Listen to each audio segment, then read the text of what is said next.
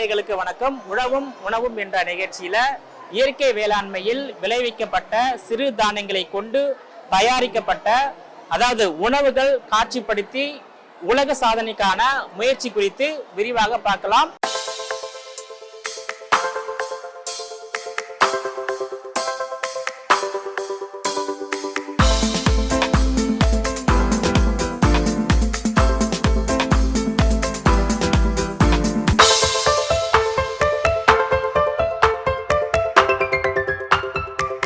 சென்னை கோடம்பாக்கத்தில் உள்ள Loyola matriculation மேல்நிலை பள்ளியில் படிக்கும் மாணவர்கள் மற்றும் மாணவர்களின் பெற்றோர்கள் தயாரித்து காட்சிப்படுத்திய அந்த கின்னஸ் சாதனைக்கான முயற்சி குறித்து மண் வாசனை மேனகா அவர்கள் நம்மிடம் உள்ளார். அவரிடம் இது குறித்து விரிவாக பேசலாம். உலக சாதனை நிகழ்வை சொல்லுங்க. பாத்தீங்கன்னா நம்ம கோடம்பாக்கம் லயோலா மெட்ரிகுலேஷன் ஸ்கூல்ல இருக்கோங்க.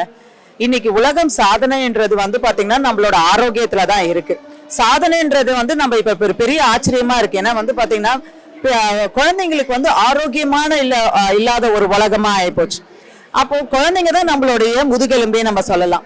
இந்த ஸ்கூல்ல ஒரு மிகப்பெரிய சாதனை என்னன்னா, ஒரு 264 பேரண்ட்ஸ், அதாவது பாத்தீங்கன்னா குழந்தைங்களும் சேர்ந்து ஒரு 900+ மில்லட் டிஷ்ஷை டிஸ்பிளே பண்ணியிருக்காங்க. மில்லட் டிஷ் என்னன்னா, என்ன அன்றாட நம்ம சாப்பிடலாம், இட்லி ஆகட்டும் தோசை ஆகட்டும், அதையும் மீறி பிஸ்கெட்ல இருந்து கேக்ல இருந்து சிமிலி உருண்டைல இருந்து அது மட்டும் இல்லாம ஸ்நாக்ஸ் வெரைட்டில இருந்து பாயாசம் பொங்கல்னு அவ்வளோ அழகான ஒரு டிஸ்பிளே பண்ணியிருந்தாங்க.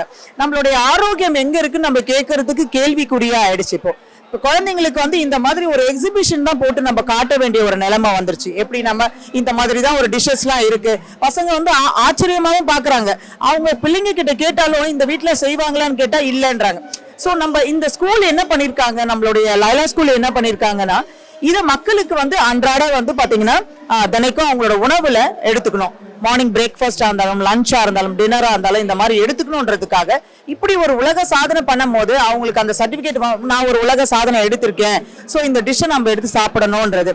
ஆரோக்கியமான இல்ல நம்மளுக்கு நம்ம இந்தியாலே பாத்தீங்கன்னா அனிமிக்கா இருக்கிற சைல்டு நிறைய பேர் இருக்காங்க, அனிமிக் சைல்டு நிறைய பேர் இருக்கிறாங்க. ஆனா நம்ம உலகம் நம்மளுடைய மாநாடுல என்ன சொல்லியிருக்காங்கன்னா, உலகம் நம்ம மில்லட் இயர் நம்ம சொல்லியிருக்காங்க. அந்த மில்லட் இயர்னும் போது எதுக்கு மில்லட் இயர் நம்ம சொன்னாங்கன்னா, ஆரோக்கியமான ஒரு உலகத்தை நம்ம இதுக்கப்புறமாவது நம்ம பார்க்கணும்னு. இப்ப ஒரு அரிசியை சாப்பிடுறோம், பாரம்பரிய அரிசிகளை சாப்பிடுறோம். யாரும் பாரம்பரிய அரிசிகளை சாப்பிடுறது கிடையாது, சிறுதானியங்களே எடுக்கிறது கிடையாது. எல்லாருக்குமே பேருகளே ஆச்சரியமா இருக்கு. இப்ப நிறைய பேரே நம்ம பாத்தீங்கன்னா சிறுதானியங்களை பாத்தீங்கன்னா கொள்ளு யோசிச்சுக்கிறாங்க, பச்சை பயிறு யோசிக்கிறாங்க. ஆனா சிறுதானியம்ன்றது நம்மளோட ராகி, கம்பு, சோளம், வரகு, திணை, குதிரவாளி, இது இந்த மாதிரி ஒரு விஷயங்கள் இருக்கிறதுனாலே பிள்ளைங்களுக்கு தெரிய மாட்டுது. அதை குழந்தைங்களுக்கு இப்படி ஒரு இன்னோவேட்டிவான ஒரு ஃபுட்டை கொண்டு இந்த வேர்ல்ட் ரெக்கார்டு உலக சாதனையை பார்த்தீங்கன்னா புரிஞ்சிருக்காங்க. இதுக்கு நம்மளுடைய இந்த பிரின்சிபாலை ரொம்ப அப்ரிஷியேட் பண்ணணும். ஏன்னா சொன்ன உடனே இதை நம்ம உடனே பண்ணிடலாம். ஏன்னா வெளியில பாத்தீங்கன்னா நிறைய விளையாட்டுகள்லாம் நம்ம பாக்குறோம், யாருமே விளையாடுறதே கிடையாது. பிள்ளைங்க வெளியே போய் விளையாடுறதே கிடையாது. எல்லாரும் மொபைல் வச்சு கேஜெட்ஸ் வச்சு அவங்களுக்குள்ளேயே விளையாடி அவங்களே பாத்தீங்கன்னா ஒரு டிப்ரெஷனை உள்ளாவறாங்க. காலையில உணவு யாரும் சாப்பிட மாட்டாங்க. முக்கியமா ஸ்கூல்ல பாத்தீங்கன்னா மார்னிங் ஃபாஸ்டா கிளம்புறது, மார்னிங் சாப்பிடுறது கிடையாது. அதுல பாத்தீங்கன்னா இம்யூன் கம்மி ஆகுது. அது மட்டும் இல்லாம அவங்களுக்கு பாத்தீங்கன்னா மெமரி லாஸ் ஆகுது. இப்ப இந்த சிறு தானியங்களை நம்ம கொண்டு அவங்களுக்கு ஒரு உணவை, இப்ப இது ஒரு எக்ஸாம்பிளா ஒரு லட்டு மாதிரியோ ஸ்வீட் ஆகவோ பொங்கல் ஆகவோ பாயாசமோ செய்யும் போது, அம்மா நீங்க நம்ம ஒரு உலக சாதனை பண்ணுமே, அந்த டிஷ் நம்ம வீட்டுல செய்யுங்கன்றது ஒரு வாரத்துக்கு ஒரு 2-3 நாளாவது அந்த பிள்ளைங்க பழகிக்கணும்ன்றதுக்காக இன்னைக்கு லயோலா ஸ்கூல் மெட்ரிகுலேஷன்ஸ் இதை பண்ணியிருக்காங்க. ரொம்ப பிரம்மாண்டமா எங்களை ரொம்ப ஆச்சரியக்கூடியமா இருக்கு. அவங்களுடைய குழந்தைங்க அவங்களோட பேரண்ட்ஸோட நின்று அதை எக்ஸ்பிளைன் பண்ணாங்க. பேரண்ட்ஸ் எக்ஸ்பிளைன் பண்றது இல்லாம குழந்தைங்க எக்ஸ்பிளைன் பண்ணிட்டு இருந்தாங்க. ரொம்ப சிறப்பான ஒரு நிகழ்வு இங்க நடந்தது. நம்ம இந்த உலக சாதனையாளர்களுக்கும் அது மட்டும் இல்லாம இந்த ஸ்கூலுக்கும் நம்ம பாத்தீங்கன்னா ரொம்ப நன்றிகளும் அப்ரிஷியேட். சிறுதானிய உணவு பாரம்பரிய உணவுடைய பயன்பாடு குறைவா தான் இருக்கு. அதை இன்க்ரீஸ் பண்றதுக்கு என்ன பண்ணணும்? ஏன்னா இந்த மாதிரி கண்காட்சி நடத்தி தான் மக்களுக்கு விழிப்புணர்வு ஏற்படுத்துறீங்க இல்லையா? அதை பத்தி கருத்து. சிறுதானிய உணவு யாருக்கும் தெரிய மாட்டுதுங்க. இப்ப எல்லாரும் என்ன வெள்ளை அரிசியை தான் பாத்தீங்கன்னா அவங்க சாப்பிடுறாங்க. வெள்ளை அரிசி நல்ல பட்டை தீட்டிட்ட பிறகு அதுல எந்த ஒரு சத்துக்களும் நம்மளுக்கு இருக்க போறது கிடையாது. அதனாலதான் நம்மளுடைய முன்னோர்கள் நம்மாழ்வார் ஐயாவும் சரி, நெல் ஜெயராமன் ஐயாவும் இந்த மாதிரி பாரம்பரிய ரகங்களை வந்து கொண்டு வந்தாங்க. மாப்பிளை சம்பா, காட்டியானம், குள்ளக்காரு, கருப்பு கவுனின்னு வந்து கொண்டு வந்தாங்க. சிறுதானியங்கன்றது நம்மளுடைய 50 வருஷத்துக்கு முன்னாடி இருந்த உணவு. ஆனா நம்ம அந்த 50 வருஷத்துக்கு அப்புறம் இந்த கிரீன் ரெவல்யூஷனுக்கு அப்புறம் நம்ம எல்லாமே மறந்துட்டோம். இந்த சிறுதானியம்ன்றது என்ன யோசிச்சிட்டோம்னா, ஐயோ நம்ம வந்து பாத்தீங்கன்னா தண்ணி பற்றாக்குறையால மக்கள் வந்து இதை சாப்பிட சொல்றாங்க. ஆனா அது முக்கியம், அது கிடையாது. ஜங்க் ஃபுட்ஸ் வந்து அதிகமாயிடுச்சு. இப்ப இருக்கிற காலகட்டத்துல பிள்ளைங்க வந்து இன்ஸ்டன்ட் ஃபுட், ஜங்க் ஃபுட்ஸ், அந்த மாதிரி ஃபாஸ்ட் ஃபுட் வந்து ரொம்ப விரும்ப ஆரம்பிக்கிறாங்க. அதுல எந்த சத்துக்கும் இல்லை. இப்போ நிறைய கொரோனா காலத்திலயும் சரி, கொரோனா காலத்துக்கு அப்புறம் சரி, மக்கள் வந்து நம்மளுடைய உணவுக்கு வந்து இன்வெஸ்ட்மெண்ட் பண்ண ஆரம்பிச்சிருக்காங்க.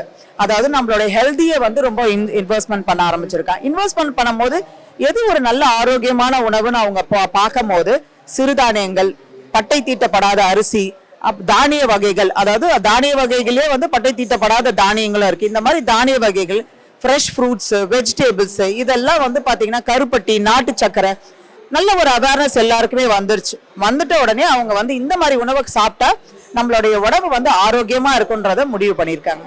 இயற்கை வேளாண்மையில விளைவிக்கப்பட்ட பொருட்களுடைய தேவை அதிகமா இருக்கு, உற்பத்தி குறைவா இருக்கு, அதனால விலை அதிகமா இருக்கு. உற்பத்தியை கூட்டணும்னா இயற்கை விவசாயம் அதிகரிக்கணும் இல்லையா? அதோடைய கருத்து என்ன சார்? என்னோட கருத்து வந்து பாத்தீங்கன்னா, உற்பத்தியை அதிகமாக்கணும்னா இந்த மாதிரி ஒரு பெரிய பெரிய அவேர்னஸ் நம்ம வந்து ஒவ்வொரு ஸ்கூல்ஸ், காலேஜஸ், வீட்டுல ஒவ்வொருத்தரும் அவங்க வீட்டுல வந்து சிறுதானியங்களும் பாரம்பரிய அரிசிகளும் சமைச்சா மட்டுமே தான் உற்பத்தியை அதிகப்படுத்த முடியும். இப்ப தேவைகள் நம்மளுக்கு அதிக கம்மியான உற்பத்தி இருக்கு, ஆனா தேவைகள் வந்து ஜாஸ்தியா இருக்கு. அது நம்ம ஒண்ணும் பண்ண முடியல. அதனால நம்ம எல்லாரும் ஒவ்வொரு வீட்லயும் வந்து சிறுதானியங்களும் பாரம்பரிய அரிசிகளும் அதிகமா நம்ம உட்கொள்ளலாம். பிள்ளைங்களுக்கு வந்து ஆரோக்கியத்தை நம்ம சொல்லி கொடுக்கணும்.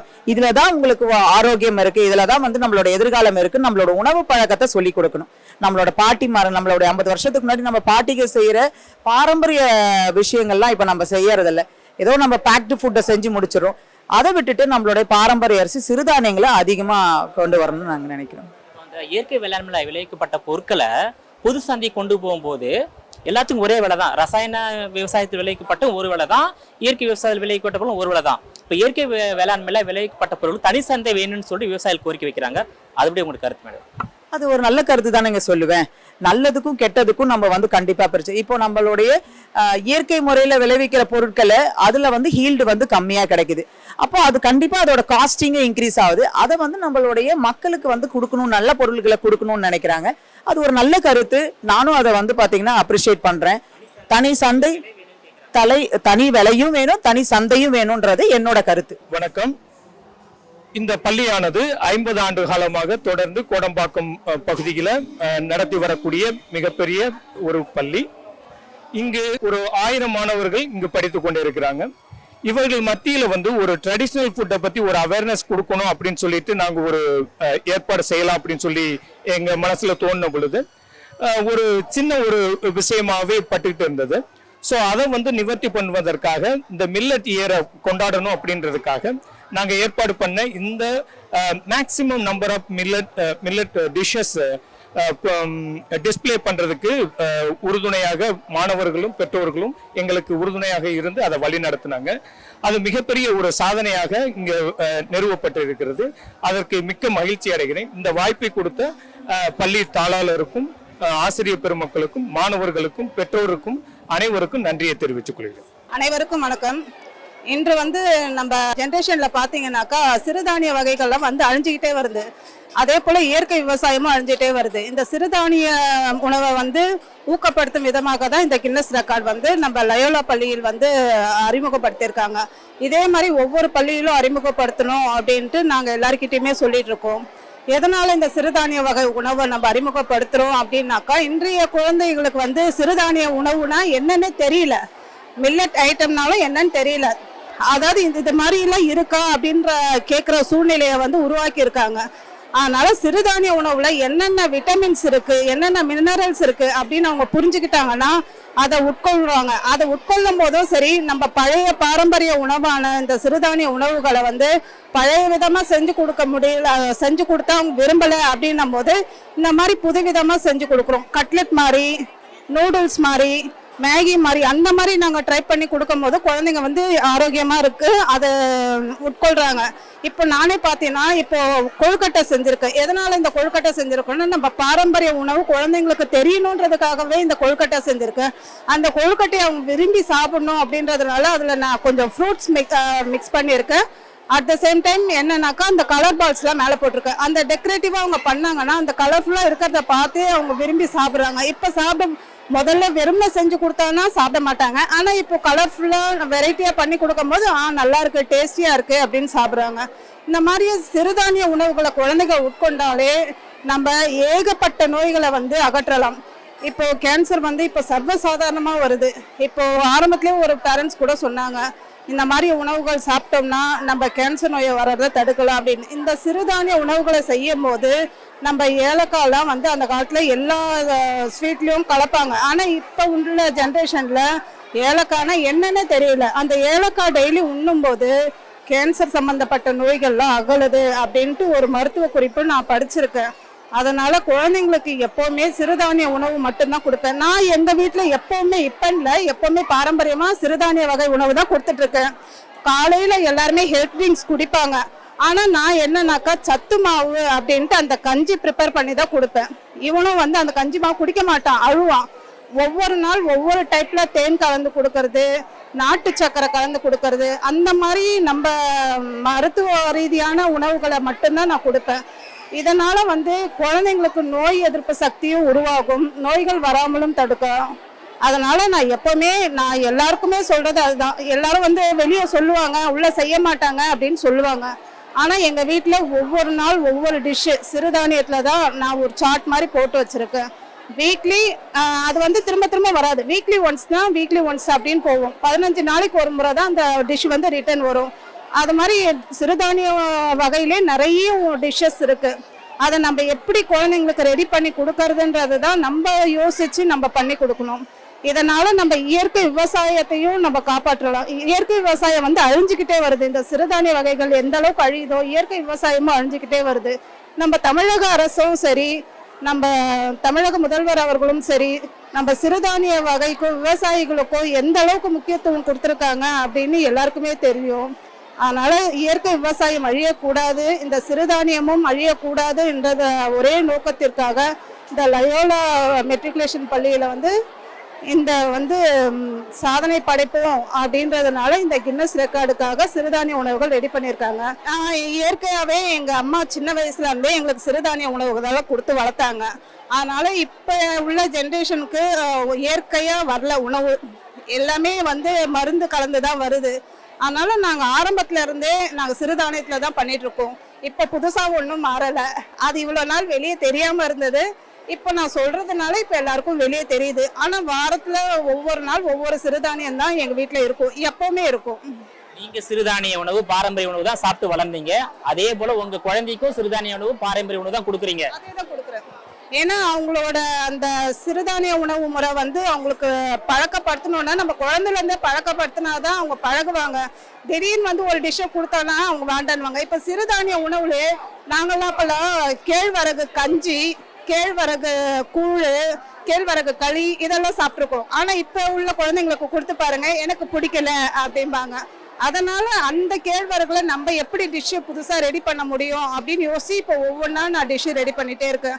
இப்போ அடை செய்யும் போதும் அப்போல்லாம் முருங்கைக்கீரை போட்டு காரம் போட்டு அடை செய்வாங்க.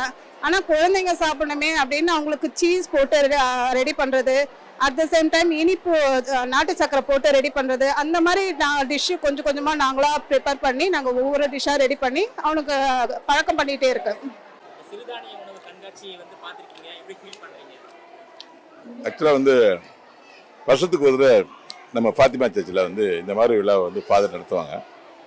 இந்த மாதிரி ஒரு கின்னஸ் ரெக்கார்டுக்காக சிறுதானியங்களில் எத்தனை முடியுமோ அவ்வளோ ஐட்டங்களை செஞ்சு பரிமாறியிருக்காங்க. இந்த மாதிரி ஒரு நாட்டுப்புற டேஸ்ட்டை நகரத்து மக்கள் சாப்பிடும்போது உண்மையிலே இவ்வளோ டேஸ்டான உணவுகள்லாம் நம்ம தயாரிச்சிருக்கோம். நம்ம தமிழர்கள் இவ்வளோ டேஸ்டான உணவுலாம் தயாரிச்சிருக்கோமே, இதெல்லாம் மாதிரி நீங்கள் ஃபாஸ்ட் ஃபுட்டுக்கு போயிட்டுமே, ஜங்க் ஃபுட்டுக்கு போயிட்டுமேனு வருத்தமாக இருக்குது. அவ்வளோ டேஸ்ட்டாக இருக்குது. டேஸ்ட்டுக்கு டேஸ்ட்டு, சத்துக்கு சத்து, மன திருப்தி. நம்ம பொருளை, நம்ம நாட்டில் விளையிற பொருளை உணவாக தயாரித்து சாப்பிடும் போது இருக்கிற ஆத்ம திருப்தி இருக்குல்ல, அது மிகப்பெரிய திருப்தி. இந்த திருப்தியை கொடுத்த எங்கள் பாத்திமா சர்ச்சுக்கு மிகப்பெரிய நன்றி தெரிவிச்சுக்கிறேன். குறைவா இருக்கு மக்கள் மத்தியில. ஆமாம். இயற்கை விவசாயமும் குறைவா தான் இருக்கு. இது போன்ற காட்சிப்படுத்தும் போது தான் வந்து மக்கள் பார்த்து தெரிஞ்சுக்கிறாங்க. இது பத்தி ஒரு கருத்து சார். ஆக்சுவலாக ஒரு 5 இயர்ஸ்க்கு முன்னாடி வந்து நீங்கள் சொல்கிறதா நடந்துச்சு. ஃபார் த ஃபாஸ்ட் 5 இயர்ஸ் சிறுதானியங்களுடைய நன்மைகளை வந்து நிறையா சோஷியல் மீடியாவில் போட்டு இன்னைக்கு பல பேர் அதுக்கு மாறிட்டே வர்றாங்க. முன்னாடி இருந்த நிலைமை இல்லை. இன்னைக்கு எல்லாருமே வந்து சிறுதானியங்கள் சாப்பிடணும், அந்த ஃபைபர் புட்டு உடம்புக்கு ரொம்ப நல்லது, பல வியாதிகளை போக்குது, உணவே மருந்துங்கிற கான்செப்டுக்கு நம்ம உணவு தான் சிறந்த விஷயம் அப்படிங்கிறத ஒரு 5 வருஷம் மக்கள் உணர ஆரம்பிச்சிட்டாங்க. கிட்டத்தட்ட எல்லா வீட்லையுமே வந்து ஆர்கானிக் ஃபுட்டு, சிறுதானிய உணவு, முளைக்கட்டிய பயிர் சாப்பிட்றது, இதெல்லாம் வந்து ரொம்ப ஸ்டெப் பை ஸ்டெப்பாக வந்திருக்கு. இந்த மாதிரி ஒரே இடத்துல ஒரு கிட்டத்தட்ட ஒரு 600 ஐட்டம் 650 ஐட்டத்துக்கு மேலே செஞ்சுருக்காங்க நம்ம சிறுதானிய உணவு. இது எனக்கு மிகப்பெரிய ஆச்சரியம். இதை பார்க்கும்போது இங்கே வந்தவங்க குடும்பங்கள், மனைவிகள், கணவன்கள் எல்லாமே சேர்ந்து இதேமாதிரி நம்மளும் பண்ணலாம்பா அப்படிங்கிற ஒரு முடிவு எடுப்பாங்க. அதன் மூலம் யங் ஜென்ரேஷனுக்கு வந்து ஊட்டச்சத்தும் நம்ம நாட்டுடைய பாரம்பரிய உணவும் கிடைக்கக்கூடிய வாய்ப்பு இருக்கு. எங்க வீட்டில் அடிப்படையிலே வந்து என்னோட ஒய்ஃப் வந்து இந்த சிறுதானிய உணவு வந்து எப்பயுமே என்கரேஜ் பண்றவங்க. அவங்க வந்து ஆர்கானிக் கடைக்கு தான் போய் காய்கறியே வாங்குவாங்க, பார்த்து தான் சமைப்பாங்க. ஒரு என் ஒய்ஃப் வந்து ஒரு அரை டாக்டர் மாதிரி, இதை சாப்பிடக்கூடாது அதை சாப்பிடக்கூடாதுன்னு பிள்ளைகளுக்கு டியூஷன் எடுப்பாங்க. அதனால எங்க வீட்டில் வந்து தொடர்ந்து அந்த மாதிரி விஷயம் நல்ல விஷயம் நடந்துட்டு இருக்கு. ரொம்ப ஈஸியாக கிடைக்குதுங்க, ரொம்ப ஈஸியாக கிடைக்குது. இல்லைங்கிற விஷயமே இல்லை. நீங்கள் எங்கே விழுந்தா தடுக்கி விழுந்தா சிறுதானியம் கிடைக்கும், அந்த அளவுக்கு கிடைக்கும்.